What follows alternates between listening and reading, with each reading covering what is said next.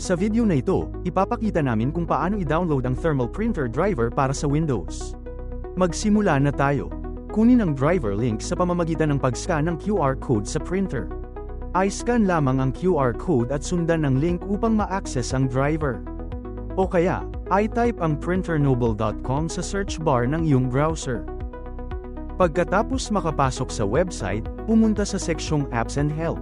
Mag-scroll pababa at hanapin ang pangalan ng serye ng iyong printer.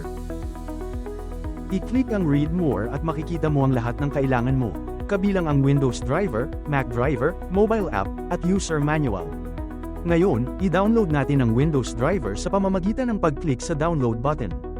I-click ang Download button. Maghintay hanggang matapos ang pag-download. Pagkatapos, hanapin ang driver sa iyong Downloads folder.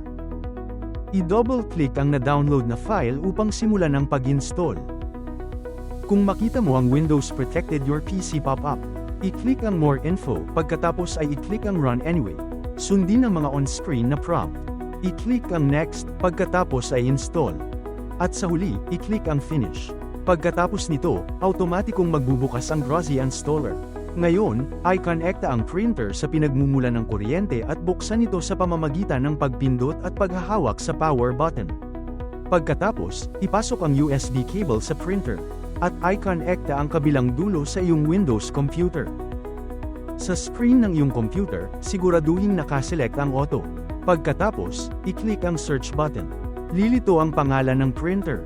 Piliin ito, at i-click ang Next upang simulan ang printer configuration. Kung makita mo ang Windows Security pop-up na nagtatanong kung gusto mong i-install ang device software, i-click ang Install. Kapag natapos ang pag-install, matagumpay nang na-set up ang iyong printer. Handa na ngayong mag-print ang printer gamit ang iyong Windows computer.